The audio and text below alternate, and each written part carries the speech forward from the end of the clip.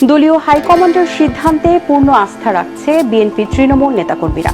বিএনপির সমমনা দলগুলো একসাথে ঐক্যবদ্ধভাবে কিন্তু আন্দোলন সংগ্রাম করেছে। এখানে আমি মনে করি দলের হাইকমান্ড যে সিদ্ধান্ত নেবে এটা নিয়ে তৃণমূলের নেতাকর্মী বলেন বা সাধারণ নেতাকর্মী বলেন কোনো ধরনের তাদের মনের মধ্যে কোনো ধরনের দ্বিধাদ্বন্দ্ব রাখার কোনো অবকাশ নেই। কারণ আন্দোলন সংগ্রাম আমরা যুগপথ একসাথে ঐক্যবদ্ধভাবেই করেছিলাম।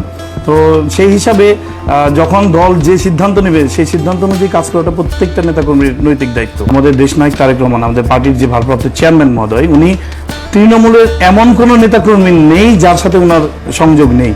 উনি ওনার সাথে সকল নেতাকর্মী মেসেজের মাধ্যমে বলেন, স্কাইপের মাধ্যমে বলেন, ভয়েসের মাধ্যমে বলেন, সার্বক্ষণিক ওনার সাথে যোগাযোগটা আছে, যে যার কারণে আপনারা দেখেন যে স্বৈরাচারী শাসক পতনের পর যে একটা বিশৃঙ্খলা তৈরি হয়েছিল, সেই বিশৃঙ্খলা কিন্তু দেশনায়ক তারেক রহমান সুন্দরভাবে সমাধান করেছেন। এরপরেও অনেক ধরনের দেখবেন আমাদের দলের মধ্যে বা বিভিন্ন দলে এই স্বৈরাচারী সরকার পতনের পর বিভিন্ন অনুপ্রবেশকারী তারা আমাদের দলের মধ্যে বিভিন্নভাবে বিভিন্ন মাধ্যমে ঢুকে তারা এই নৈরাজ্য সৃষ্টি করছে, এবং সেটা আমরা দেশনায়ক তারেক রহমানের নেতৃত্বে তৃণমূল থেকে শুরু করে হাইকমান্ড পর্যন্ত আমরা সকলেই সেটা শক্তভাবে প্রতিহত করতে সক্ষম হয়েছে।